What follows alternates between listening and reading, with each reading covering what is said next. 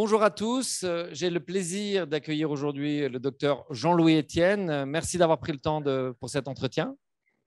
Bonjour, avec plaisir. Donc, le docteur Jean-Louis Etienne, qui est à la fois docteur, évidemment, même si initialement il avait commencé par un CAP de tourneur-fraiseur. Ensuite, il est devenu explorateur et écrivain. À titre personnel, je me souviens très bien lorsqu'il a été au pôle Nord, j'étais très marqué lorsqu'il avait indiqué dans une interview qu'une des premières choses qu'il avait demandé lors d'un ravitaillement, c'est qu'on lui amène du beurre, tellement son corps en avait besoin. Alors, peut-être expliquez-nous un petit peu la raison de ce choix du beurre au lieu du chocolat. Ah oui. J'avais une faim de beurre, j'avais surtout une faim de corps gras. Vous voyez, j'avais fait ma ration. J'ai fait dans le passé une spécialité de nutrition et donc j'avais bien travaillé sur mes programmes. J'avais sous-estimé la tonte du corps en corps gras. Pourquoi ? Parce que les corps gras, donc comme le beurre, amènent 9 kilocalories au gramme, alors que les protéines et les glucides n'amènent que 4. Et donc, c'est quelque chose que l'on remarque chez soi, pour soi, en hiver, où on a davantage besoin de cassoulet, de daube, de beurre bourguignon. Enfin, vous voyez ce que je veux dire, des plats consistants, alors en été, par contre, on a besoin davantage de salade, de fruits. Vous voyez, c'est le corps qui demande ce dont il a besoin. Absolument. Alors, pour ceux qui s'intéressent à toute votre carrière, vous avez un site qui est bien nommé jeanlouisetienne.com, qui est très, très bien documenté. J'invite tout le monde à regarder les nombreuses expéditions que vous avez faites. On va aussi en parler. Mais avant de commencer, j'aimerais que, fort de votre expérience, vous nous livriez un état de la planète. Combien de temps vous me donnez? Non, je rigole, mais je vais essayer d'être simple. Il y a deux choses qui sont particulièrement prégnantes sur la planète aujourd'hui, c'est effectivement le réchauffement climatique et puis la disparition progressive de la biodiversité. D'ailleurs, certains sont mêlés entre eux. On a perdu beaucoup de temps avec le réchauffement climatique parce qu'on en avait fait un sujet de conversation populaire. Du style, s'il fait froid, vous voyez, au mois de juillet, 2 personnes se rencontrent le matin, puis ils croient, toi, regarde comme il fait froid. Ça ne se perçoit pas. Le réchauffement climatique est une élévation de la température moyenne de la Terre de 1 degré en un siècle. Personne n'est capable de percevoir le réchauffement climatique. Ensuite, effectivement, il y a eu des discussions pour savoir si l'homme était responsable ou pas. Il est évident que l'accumulation de gaz carbonique que l'on envoie à grosse dose tous les jours dans l'atmosphère s'accumule et donc fait que l'homme est un acteur du climat. Là aussi, on a cru pendant longtemps qu'on pouvait tout envoyer, si vous voulez, toutes les fumées, toutes les émanations que partaient dans le cosmos. En fait, non. Ça reste dans cette toute petite pellicule qui entoure la planète, qu'on appelle la troposphère, et donc ça s'accumule là. Donc, là, si vous voulez, l'accumulation ne fait que s'aggraver. Donc, effectivement, il est temps de prendre des mesures de limitation d'émissions de gaz carbonique. Et ça, c'est quelque chose, si vous voulez, qu'il faut prendre à bas le corps tout de suite. Moi, le médecin qui vous parle vous dit que la Terre, elle a une fébricule, une petite fièvre. Vous voyez, quand le corps est à 38, en médecine, on appelle ça donc une fébricule. Et en général, ce sont des maladies chroniques. Et on dit, il va falloir qu'on s'en occupe. Vous voyez, il va falloir qu'on s'en occupe. Et un jour, arrivent les complications. Elle est là, la Terre, aujourd'hui. Une des conséquences, c'est effectivement la biodiversité qui se réduit considérablement. Ça, c'est un vrai problème. Vous savez, il se réduit.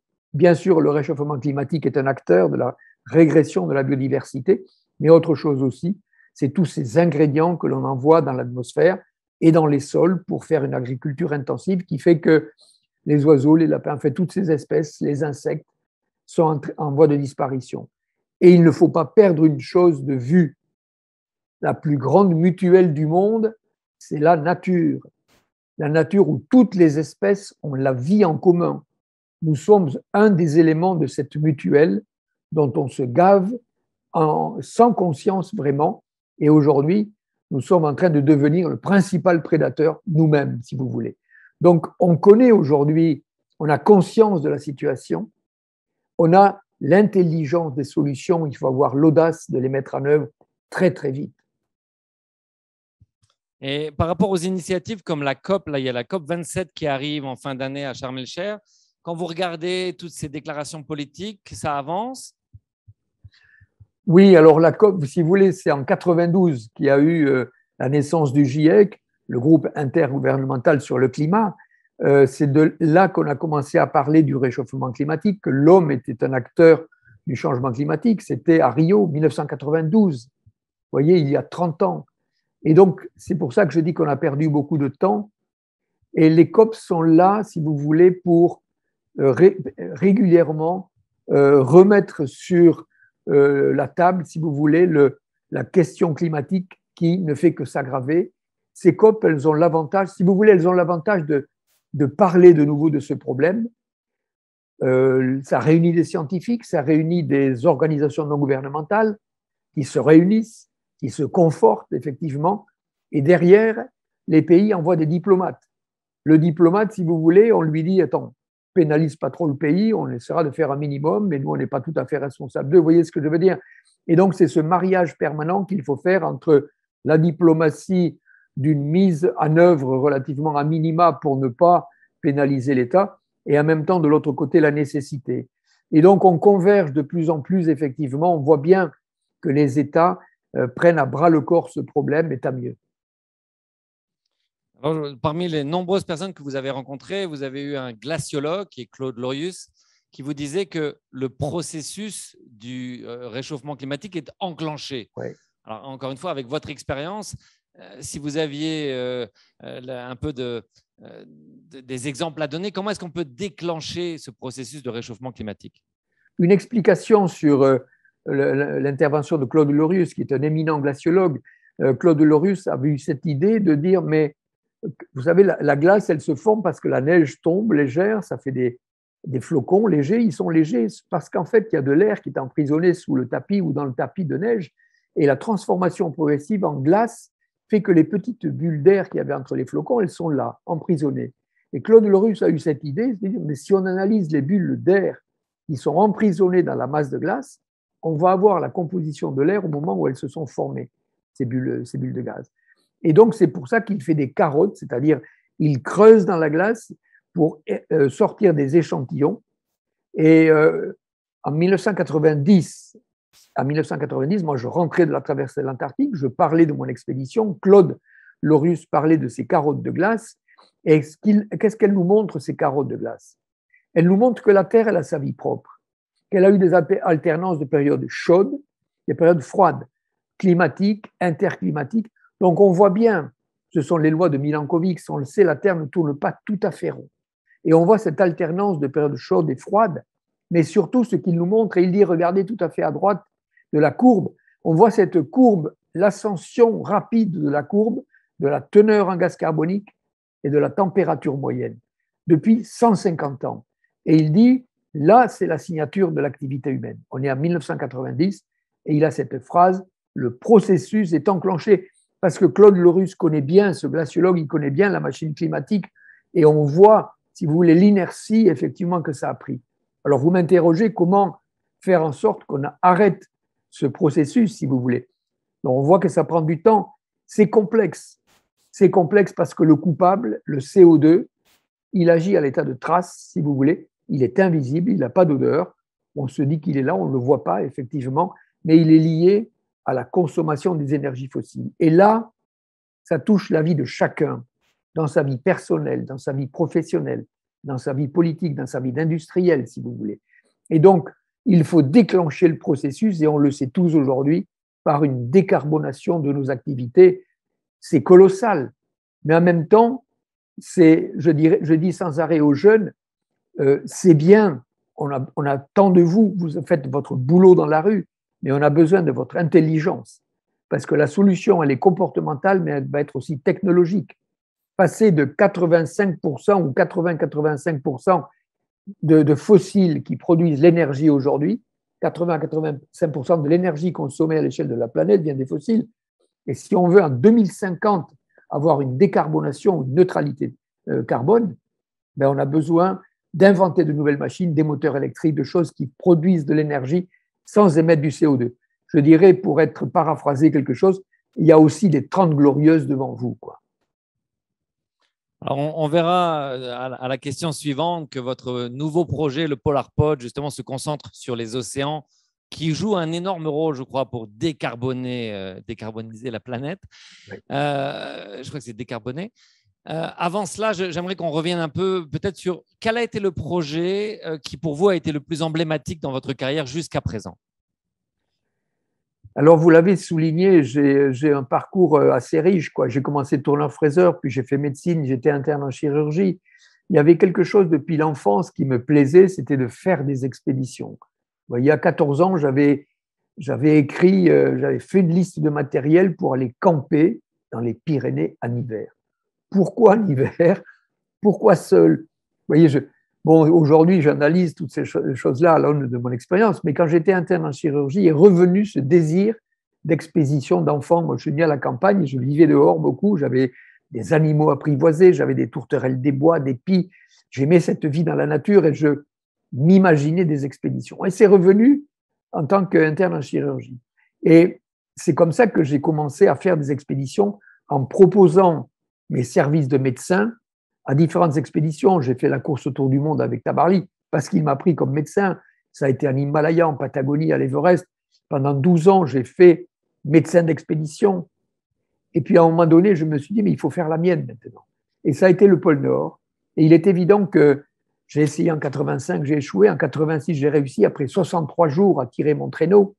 Et donc, l'arrivée au pôle Nord, ça a été un grand moment, ça a été un tournant important dans ma vie, parce qu'en fait, cette expédition, c'était en 1986. Il n'y avait pas de GPS, il n'y avait pas de téléphone iridium, il n'y avait rien de tout ça. Donc, c'était d'une intensité intérieure colossale.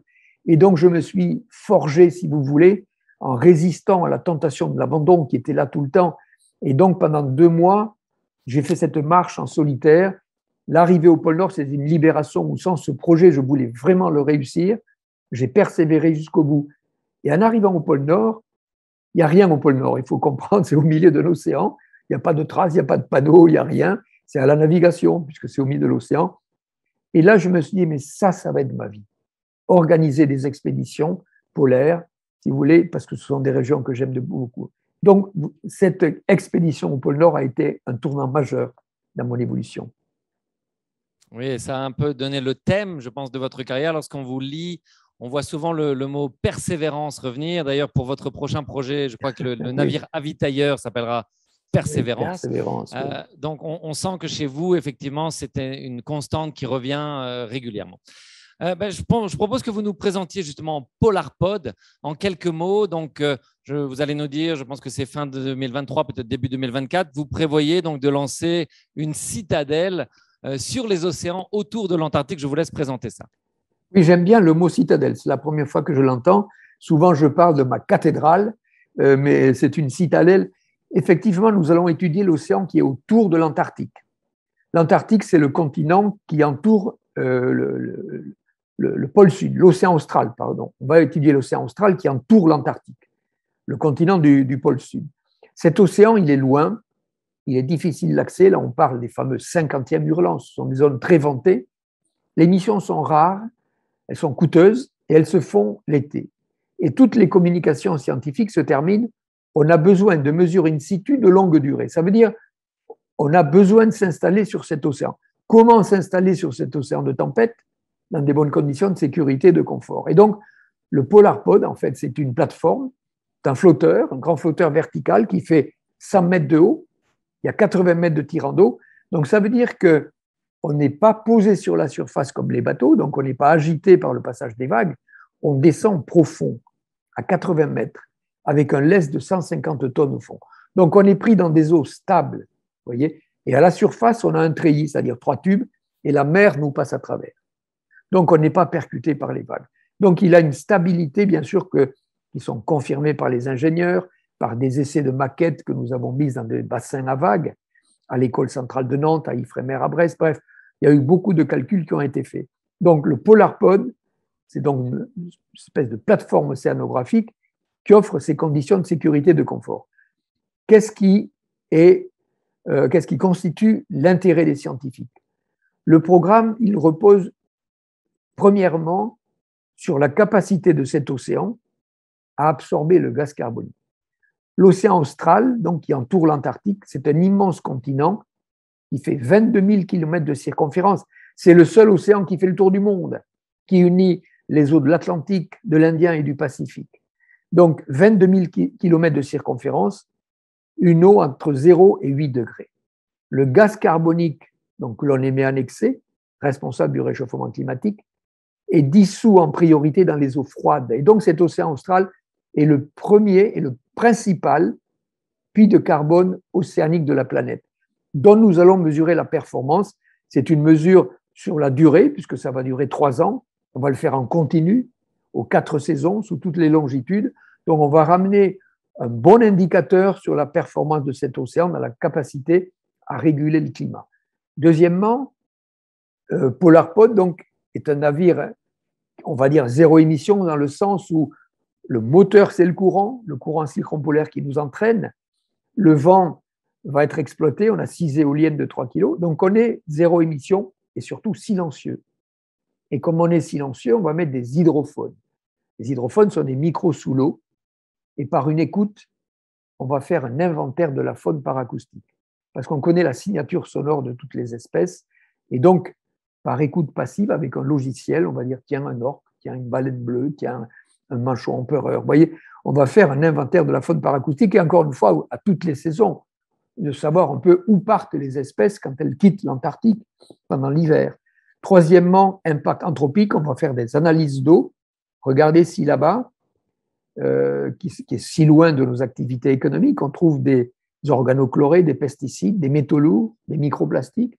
Et enfin, quatrièmement, on va valider les mesures satellites. Les satellites sont les observateurs de la Terre qui sont très performants. On fait des capteurs aujourd'hui d'une grande performance. Et l'avantage du satellite, c'est qu'il passe sur la durée et il repasse. Ça permet de voir s'il y a des tendances, mais on a toujours besoin de valider au sol la mesure du satellite. Et donc, on va le faire sur les vagues, sur l'état de mer et la couleur de l'océan, qui va permettre de connaître la richesse en plancton, d'où la richesse de cet océan. Voilà ce programme.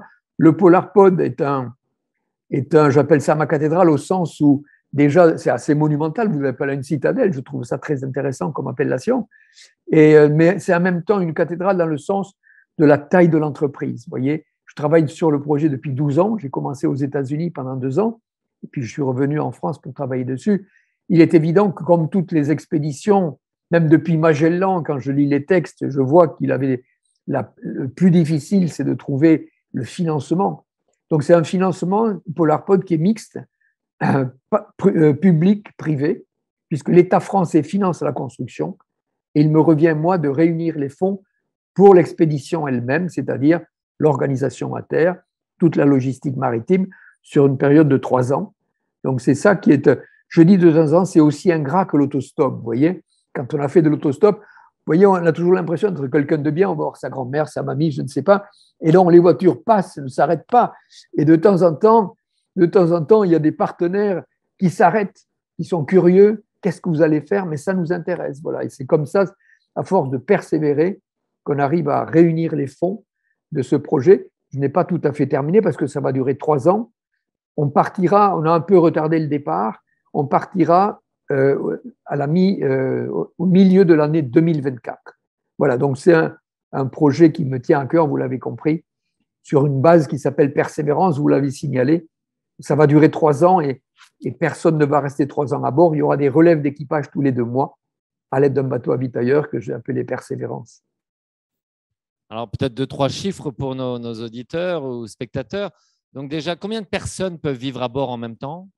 Alors, il y aura 8 personnes à bord, il y a 3 marins professionnels, 3 ingénieurs océanographes et la place pour 2 autres personnes qui peuvent être un scientifique, un ingénieur, un artiste, un écrivain. Donc, il y aura 8 personnes qui seront relayées tous les 2 mois. Et au niveau du budget du projet? Alors, le budget de construction est un budget que je n'ai pas dans la mesure où c'est un appel d'offres, puisque c'est l'État qui finance. Il y a eu un appel d'offres, appel à projet auprès de chantier, et le chantier sera révélé à la moitié du mois de juin. À la mi-juin, le chantier sera révélé, et dans ces conditions, je pourrai effectivement parler d'un coût de construction. Le coût d'exploitation, c'est moi qui le gère. Alors, c'est un budget qui va tourner autour de 18 millions. Quand j'ai 18 millions, j'ai j'ai réuni 14 millions pour le moment et il me manque ces 4 millions supplémentaires pour pérenniser l'opération parce que dans les 50e hurlants, si vous voulez, 3 ans, on peut s'attendre à quelques soucis technologiques, soucis techniques, et donc il faut assurer un backup. Et en même temps, plus on aura des moyens, plus le projet scientifique sera grandiose. Moi, j'adore la pédagogie. Et ces expéditions, si vous voulez, de terrain, elles sont le support de projets pédagogiques formidables. Quand vous êtes là-bas, surtout avec les moyens modernes aujourd'hui, vous êtes là-bas, vous êtes celui qui voit, vous avez une légitimité et en même temps, c'est très attractif de parler de la planète, de parler de la biodiversité depuis là-bas dans les 50e. Et donc, plus on aura de fonds, effectivement, plus on va pouvoir faire un grand programme pédagogique sur le projet. C'est très Jules Verne, notre affaire. Alors, bon, vous savez qu'on publie des magazines business au Luxembourg, donc c'est peut-être l'occasion d'essayer de vous aider un petit peu pour ces 4 millions. Comment est-ce que vous identifiez la structure de ce que vous avez déjà levé? Est-ce que c'est des grandes entreprises qui sponsorisent? Est-ce que c'est un appel à des petites donations avec des gros volumes? Alors, les grandes entreprises françaises, c'est Total Energy, c'est EDF, c'est Mersen, c'est Gide. Il y a Accenture, qui est une entreprise américaine. Il y a AkzoNobel, qui est une entreprise de peinture hollandaise. Ça, c'est ce qu'on appelle les sponsors, c'est-à-dire ils interviennent entre 1 million et 2 millions, étalés sur 4 ans. Hein, ce n'est pas d'un coup, si vous voulez, sur la durée de l'expédition. Donc, c'est un échéancier, si vous voulez. Et donc, ce sont des sponsors, c'est-à-dire il y a une attente en communication de leur part et ils ont la capacité à communiquer à partir des éléments qu'on leur donnera en images et autres et visibilité.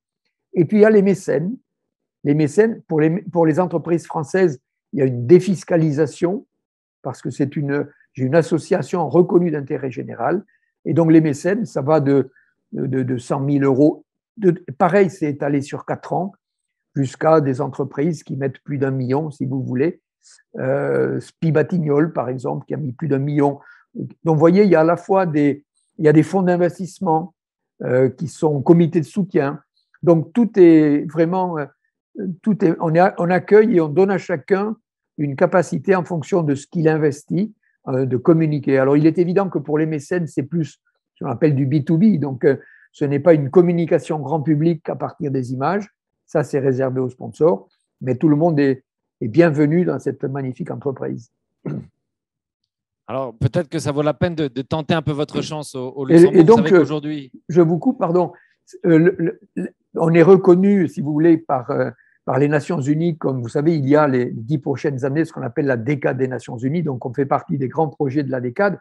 Et à travers le fonctionnement même du PolarPod, comme je l'ai évoqué, c'est une campagne zéro émission. Donc, ça permet aux entreprises qui nous soutiennent de cocher ce qu'on appelle les objectifs de développement durable qu'a mis en place les Nations Unies. Donc, il y a beaucoup de choses que l'on coche en s'associant à notre projet PolarPod. Oui, je vous relance exactement sur ce thème. Vous savez que les banques aujourd'hui sont très sensibles à la finance durable et je serais étonné que votre projet ne suscite pas un grand intérêt de la part des banques qui souhaiteraient contribuer à cette mission fantastique. Peut-être une petite question par rapport aux sponsors, on m'en parle souvent. Là, vous citiez Total, par exemple, donc qui est quand même aussi une partie du problème du carbone. Comment est-ce que vous réconciliez ce besoin en financement et finalement la nécessité de travailler avec des producteurs de carbone? Alors, Total n'est pas producteur de carbone. Total produit du carbone à travers l'exploitation qu'il fait de ces gisements. Et là, effectivement, on voit très bien que toutes les entreprises sont forcées de faire des efforts considérables. Il n'y a plus de torchage ou des choses comme ça. C'est nous-mêmes qui consommons le pétrole que nous donne Total, enfin on l'achète, s'il ne nous donne pas, si vous voulez. Vous voyez ce que je veux dire? Donc il faut bien faire la part des choses. Ensuite, ces entreprises au sens large, qui sont les entreprises, les grosses entreprises de l'énergie, aujourd'hui, si vous voulez, ça ne leur a pas échappé qu'on va vers une décarbonation. Et ces entreprises-là, elles ont à la fois les ingénieurs et les capitaux pour investir dans ce que seront les énergies décarbonées. Donc, moi, quand on me dit de temps en temps, j'ai quelques personnes qui font partie du projet scientifique, mais nous, on a une éthique. Ben, je dis, nous aussi, on a une éthique. Alors, aller jusqu'au bout de l'éthique, c'est-à-dire vous ne mettez plus d'essence dans le moteur de votre voiture. Vous voyez ce que je veux dire? Donc, vous savez, il y a une phrase que j'aime beaucoup de Jean Jaurès qui était très en avant sur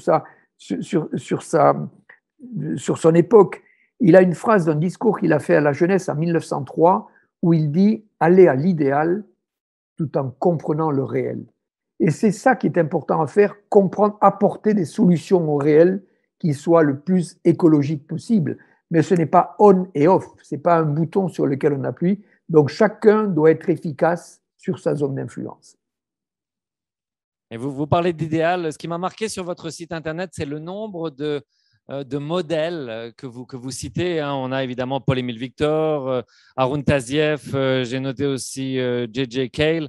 Mais quel rôle ont joué ces inspirations dans votre propre vie? Ah, il y en a plusieurs. Il y en a un qui s'appelle le Père Jaoued, par exemple. C'est un jésuite avec lequel j'embarquais. J'étais médecin sur son bateau, le Bel Espoir. On traversait l'Atlantique avec des jeunes qui étaient en difficulté, souvent des toxicomanes, des sortis de prison.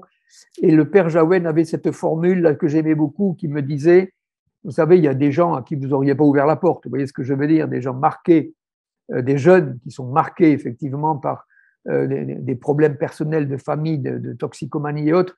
Et Jaoued disait toujours, il y a une petite braise qui reste de la vie sur laquelle il faut souffler pour la relancer. Voilà quelqu'un qui m'a beaucoup inspiré. Jean-Henri Fabre était un naturaliste du siècle 1850-1860. C'est un formidable pédagogue de la nature, si vous voulez. Et donc, moi, je suis devenu, entre guillemets, écrivain à travers ces lectures-là. Nicolas Bouvier, qui est un formidable écrivain du voyage, qui a écrit L'usage du monde. Et en lisant Bouvier, je me dis, mais quel talent pour arriver à révéler quelque chose qu'il a ressenti, qu'il a vu. Donc, tous ces gens m'ont appris quelque chose de mon parcours et je dis tout le temps aux jeunes qui montent des projets, mais à tout le monde, quand vous êtes sur un chemin de réalisation de quelque chose, sortez les antennes. Captez tout ce qui peut enrichir votre projet. Ne restez pas monolithique. Des fois, c'est un bon film, vous voyez, qui vous révèle. Vous voyez, vous sortez de la salle de cinéma et vous avez repris de l'énergie, une lecture, une rencontre. Voilà, donc rien n'est minuscule pour qui apprend à regarder. Parfait. J'invite tout le monde à aller sur votre site pour justement regarder, comme je l'ai fait, chacune des inspirations et trouver leurs propres inspirations pour développer évidemment un projet similaire au vôtre. Alors peut-être le mot de la fin pour vous. Quel est finalement votre message? Il y a beaucoup de gens qui vous connaissent déjà. Je pense qu'aujourd'hui, des gens vont vous découvrir également. Quel est le message principal que vous voudriez leur passer? Vous voyez, une fois, j'ai fait une conférence devant des médecins. J'en ai fait plusieurs, organisées par un laboratoire, à l'époque où c'était possible. Et donc, je revenais de la course autour du monde avec Tabarly. J'avais encore des cheveux, des mèches blondes. Je passais mes diapositives. Et il y a une réunion de médecins à la fin qui se met autour de moi, qui disent « C'est toi qui as fait le bon choix. Nous, on a une clientèle, on a une famille, on a des crédits, etc. » Deuxième conférence, pareil. Puis à la troisième, je me suis dit « Mais il faut quand même que je fasse quelque chose, quoi. » Et je me suis rendu compte d'une chose. Je leur ai dit « Mais attendez, ne rêvez pas de ma vie. Elle n'est pas faite pour vous. Par contre, il y a quelque chose qu'on peut avoir en commun, c'est d'être explorateur. Vous êtes médecin, on a appris l'allopathie, et il y a peut-être une autre façon de soigner les patients. Explorer, je dirais, vous avez fait ce choix, explorer. Et je dis ça à tout le monde, quand je dis sortez les antennes, explorez. Vous savez, moi, on me dit souvent, vous avez la passion, ça a l'air facile. Mais non, la passion, c'est comme le feu. Si vous ne mettez pas des bûches, ça s'arrête. Et les bûches, des fois, elles ne sont pas tout le temps au fond du jardin. Donc, dès que vous avez une idée, une envie, quelque chose qui vous tient à cœur, il y a 3 choses qui se présentent à vous. Il faut y consacrer du temps, du travail et de la persévérance. Et donc, à tout le monde, je dis, soyez les explorateurs engagés de votre temps pour être les acteurs du monde de demain. Docteur Jean-Louis Etienne, je vous remercie beaucoup pour le temps que vous avez accordé à cette interview et je vous souhaite beaucoup de succès avec votre prochaine expédition, le Polar Pod. Merci beaucoup.